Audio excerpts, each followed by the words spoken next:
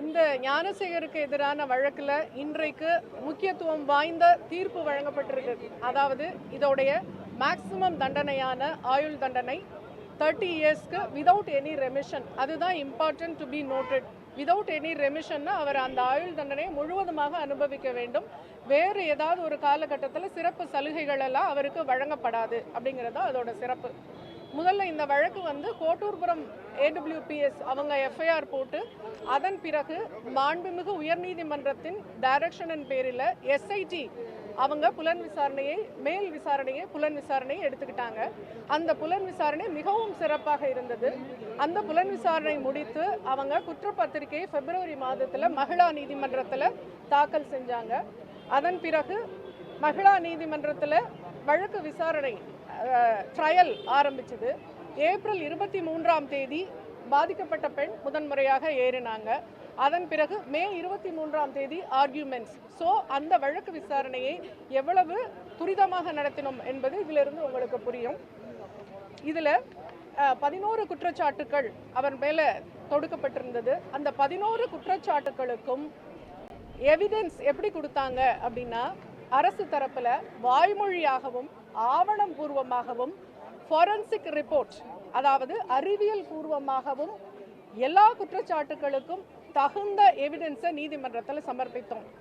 அந்த எவிடன்ஸை நீதிமன்றத்திற்கு திருப்திகரமாக இருந்ததனால்தான் இன்றைக்கு இவ்வளவு பெரிய முக்கியத்துவம் வாய்ந்த ஜட்ஜ்மெண்ட் இன்றைக்கு கிடைத்திருக்கு. இதில் ரொம்ப முக்கியமாக கருதப்பட வேண்டியது, எல்லா விட்னஸஸும் மிக அருமையாக அரசு தரப்பிற்கு சாட்சியை நிரூபிக்கக்கூடிய வகையில் அவங்களுடைய எவிடன்சஸ் இருந்தது அப்படின்றத நான் சொல்லிக்கிறேன்.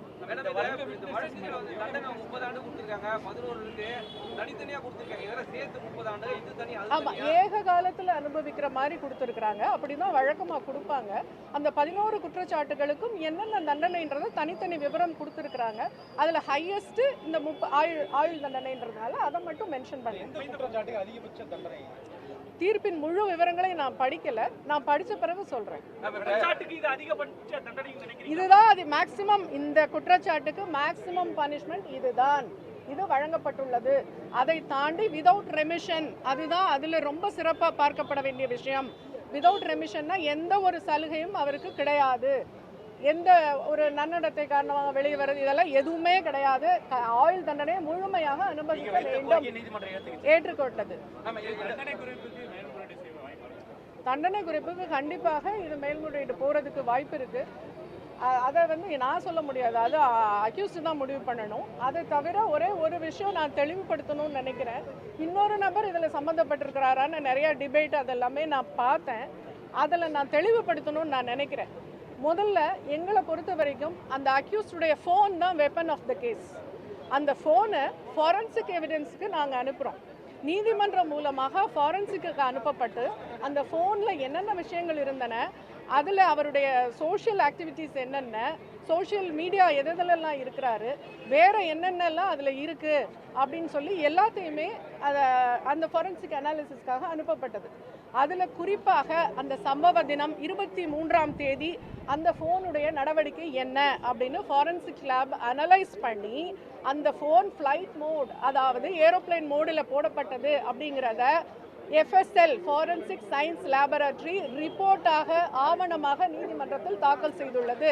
அந்த சம்பவ நேரத்தில் சம்பவ நாளன்று அந்த ஃபோன் ஏரோப்ளைன் மோடில் போடப்பட்டிருந்தது என்பதை ஆவணபூர்வமாகவும் அந்த நிபுணர் வாய்மொழி சாட்சியாகவும் நீதிமன்றத்தில் சொல்லிட்டு போயிருக்காங்க. ஒரு பாயிண்ட். செகண்ட் பாயிண்ட் என்ன நான் சொல்லணும்னு நினைக்கிறேன்னா, அது அவனுடைய ஃபோன் ஏர்டெல் சிம். அந்த ஏர்டெல் ப்ரொவைடர் நோடல் ஆஃபீஸர் நீதிமன்றத்துக்கு நேரடியாக அந்த 23ஆம் தேதி 6:29க்கு தான் முதல் கால் அவருக்கு. அதன் பிறகு அவருக்கு எந்த அழைப்பும் இல்லை 8:52 வரைக்கும். 8:52க்கு SMS அலர்ட் அவருக்கு கிடைக்குது. என்னன்னா மிஸ்ட் கால் அலர்ட் கிடைக்குது. ஸோ இவர் இந்த காலகட்டத்தில் ஏரோப்ளைன் மோடில் போடப்பட்டிருக்கிறார் அப்படிங்கிறத ஏர்டெல் ப்ரொவைடரும் தெளிவாக நீதிமன்றத்தில் எடுத்துரைத்திருக்காரு. இதையும் தாண்டி இன்னொரு விஷயமும் சொல்கிறேன்.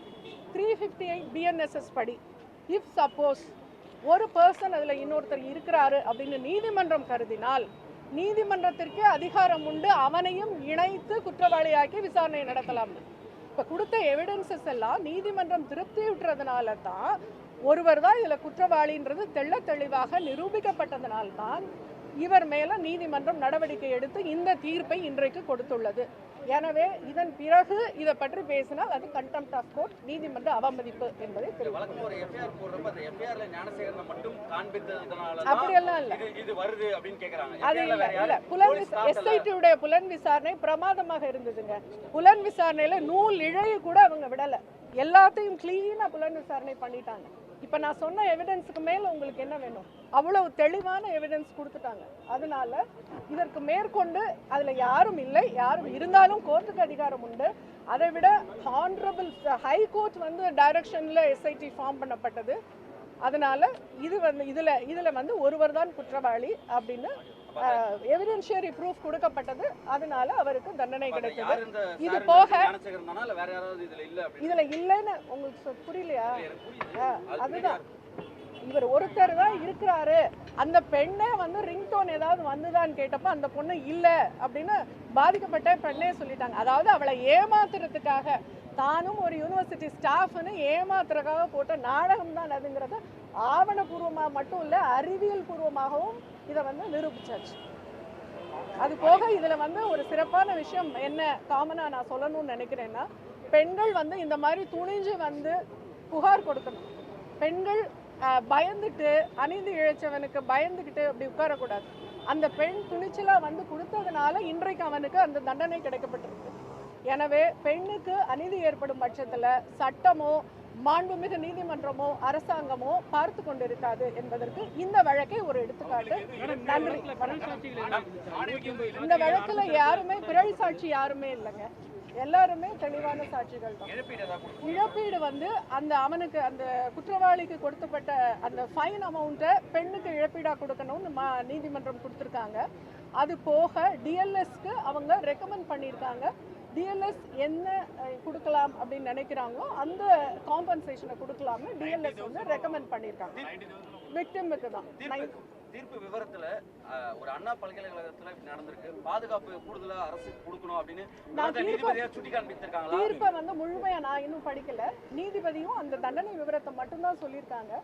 கண்டிப்பாக அதற்கான அப்சர்வேஷன் பண்ணியிருப்பாங்கன்னு நான் நம்புறேன்.